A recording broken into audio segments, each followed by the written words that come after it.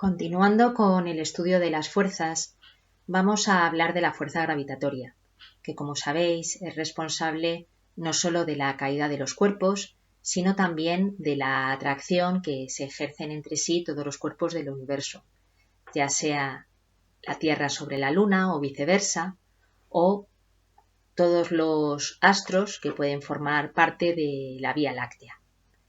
También hablaremos de las leyes de Kepler, que sirven para determinar las características fundamentales de los movimientos de los planetas. La ley de la gravitación universal fue formulada por Isaac Newton en el siglo XVII. Él lo que hizo fue relacionar lo que es la caída de un cuerpo, la fuerza que ejerce la Tierra sobre los cuerpos que están cerca de ella, con la fuerza que se ejercen entre sí mutuamente todos los cuerpos que forman parte del universo. Entonces llegó a la conclusión, cuentan que a partir de la observación de una manzana que caía, aunque esto no se sabe si es cierto, llegó a la conclusión, como os decía, de que la fuerza, el módulo de la fuerza que se ejercen entre sí dos cuerpos cualesquiera del universo es directamente proporcional al producto de las masas de dichos cuerpos e inversamente proporcional al cuadrado de la distancia que hay desde el centro de un cuerpo hasta el centro del otro cuerpo. En el caso que tenemos aquí representado, que podrían ser la Tierra y la Luna, tendríamos que mirar la distancia, medir la distancia desde el centro de la Tierra hasta el centro de la Luna. Y esas dos fuerzas son un par de fuerzas de acción y reacción y por tanto van a ser iguales y de sentido opuesto. Es decir, la fuerza que ejerce la Tierra sobre la Luna es igual pero de sentido opuesto a la fuerza que ejerce la Luna sobre la Tierra.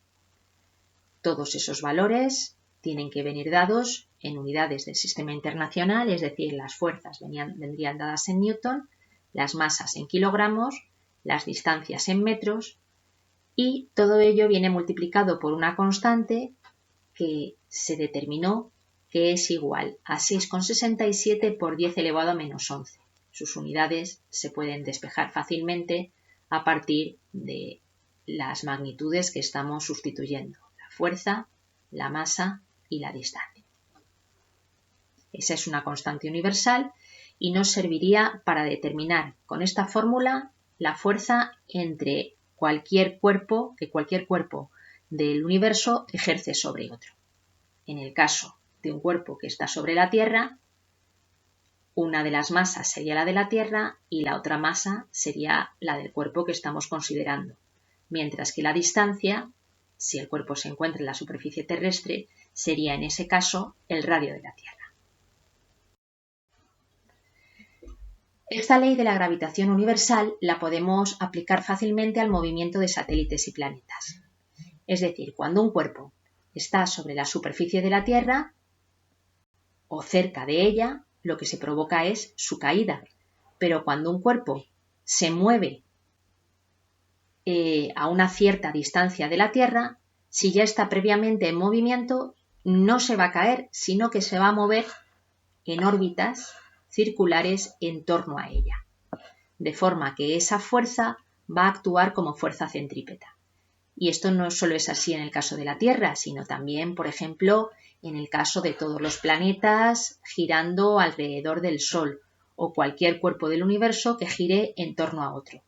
Realmente los movimientos no son siempre circulares, pueden ser elípticos y también pueden tener otras formas un poquito más complejas, pero en principio, para simplificar, vamos a referirnos solo a los movimientos circulares. Entonces, si aproximamos el movimiento de los planetas a una circunferencia, o el de cualquier satélite, como puede ser la Luna o un satélite artificial en torno a la Tierra, tendremos que aplicar la segunda ley de Newton, sustituimos la fuerza aplicada por la fuerza gravitatoria, la fórmula que acabamos de ver, G por M partido por R cuadrado, llamando M mayúscula a la masa del cuerpo que está en el centro de la órbita y M minúscula al cuerpo que está girando. Y eso sería igual, como ya sabéis, a masa por aceleración, pero como es un movimiento circular se trata de una aceleración normal, que viene dada por V cuadrado partido por R.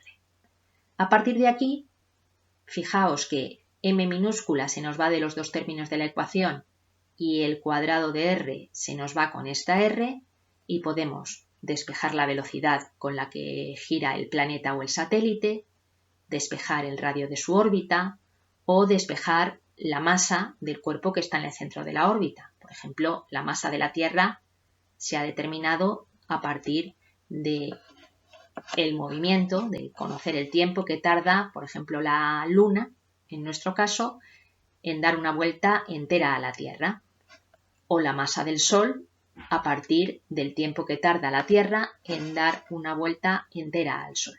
Es decir, esto nos sirve para hacer medidas indirectas de cuerpos que se encuentran en el centro de una órbita. Recordad, eso sí, las fórmulas propias del movimiento circular uniforme, es decir, que la velocidad en cualquier movimiento circular es igual a velocidad angular por el radio, siendo la velocidad angular 2pi partido por el periodo, es decir, partido por el tiempo que tarda el cuerpo correspondiente en dar una vuelta completa.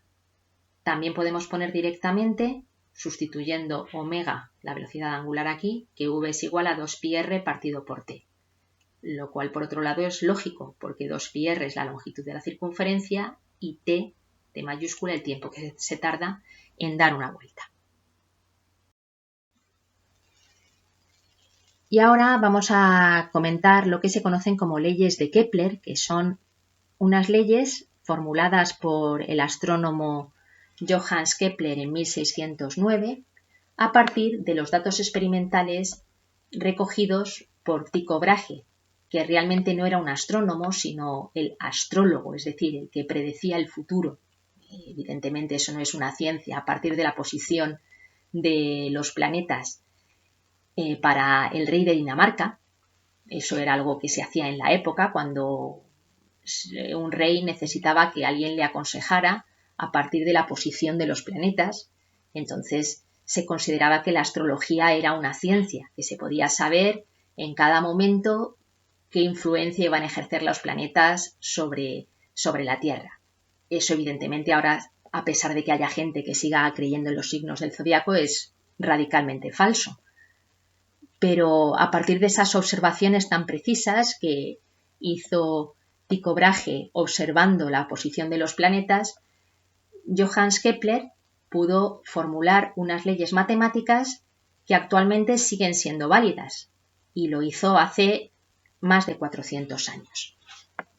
Bien, pues esas leyes, que son unas leyes experimentales, pero se ha demostrado matemáticamente que son ciertas, son tres. La primera se conoce también con el nombre de ley de las órbitas, y lo que dice es que los planetas giran describiendo órbitas elípticas alrededor del Sol, y en uno de los focos de dicha elipse se encuentra el Sol. Aunque antes hemos hablado de órbitas circulares, realmente todas las órbitas de los planetas son ligeramente elípticas. Es verdad que en muchos casos se pueden aproximar prácticamente a una circunferencia. Es decir, que la diferencia entre la distancia mínima y la distancia máxima de un planeta al Sol a lo largo de su movimiento, en muchos casos, como en el caso de la Tierra, es muy pequeña. Pero estrictamente hablando, se trata en todos los casos de elipses, aunque en muchos casos se puede aproximar a circunferencias. Se llama perihelio la distancia mínima de un planeta al Sol y afelio a la distancia máxima. Concretamente, en el caso de la Tierra en nuestro hemisferio norte, se da la circunstancia que puede pareceros un poco contradictoria de que los planetas, de que la Tierra en concreto, se encuentra más cerca del Sol cuando estamos en el hemisferio norte en invierno que cuando estamos en verano.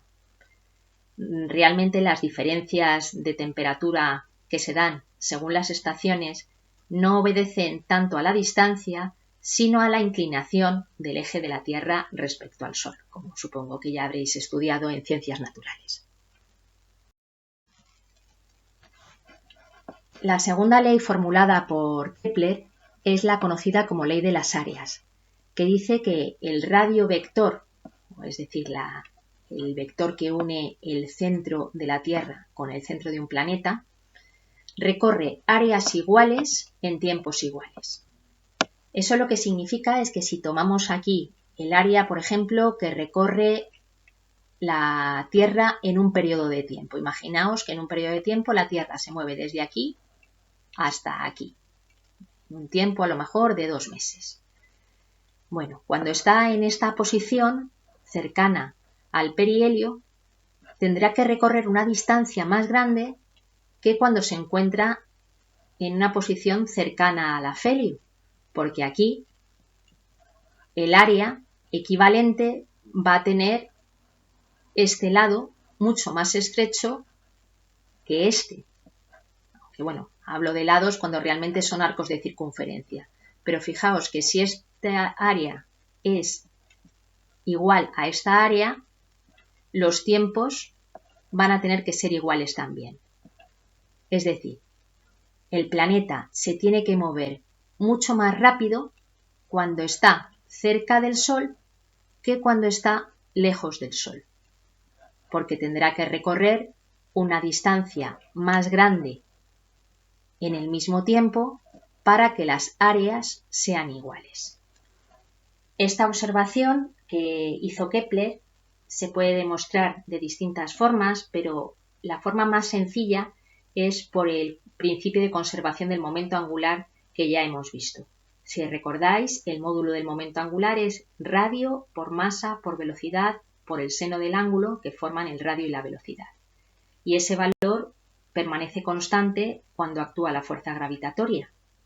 Entonces, si en el afelio y en el perihelio el momento angular tiene que ser constante, fijaos que la masa se nos va, el ángulo en ambos casos entre radio y velocidad en los dos puntos es de 90 grados y entonces nos queda que radio en el afelio por velocidad en el afelio es igual a radio en el perihelio por velocidad en el perihelio. Y eso nos indica que si en el afelio la distancia es más grande, la velocidad va a ser más pequeña, mientras que en el perihelio, que la distancia es más pequeña, la velocidad va a ser más grande. Y por último, la tercera ley de Kepler nos indica qué relación hay entre el periodo de un planeta y el radio de su órbita. Concretamente, afirma que el cuadrado del periodo de un planeta es directamente proporcional al cubo del radio o semieje mayor cuando hablamos de órbitas elípticas, aunque normalmente vamos a tomar casos de órbitas aproximadamente circulares, de la órbita del planeta. Es decir, si fuera una órbita elíptica, habría que sumar el radio del afelio y el perihelio y dividirlo entre 2. Y sabemos que t cuadrado es directamente proporcional a r al cubo.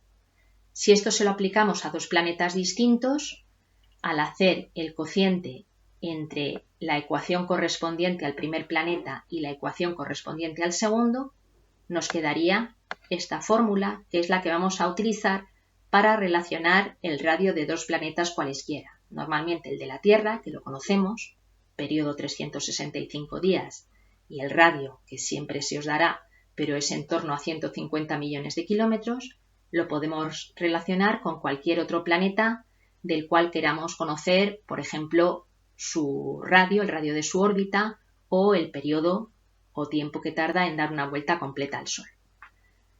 Esto también lo podemos deducir directamente a partir de la ley de la gravitación universal. Como hemos visto, la fuerza gravitatoria en este caso es igual a masa por aceleración normal, v cuadrado partido por r. La m se nos va, la r de este cuadrado se nos va con esta. Si ahora sustituimos v por su valor, 2πr partido por el periodo, podemos despejar t cuadrado y nos queda que sería igual a 4π cuadrado por g por la masa del Sol y por r al cubo. Todo esto es un valor constante en el sistema solar, porque solo había que sustituir la constante de la gravitación universal y la masa del Sol, y nos queda lo mismo que afirmó Kepler hace 400 años, que t cuadrado es igual a k por r al cubo.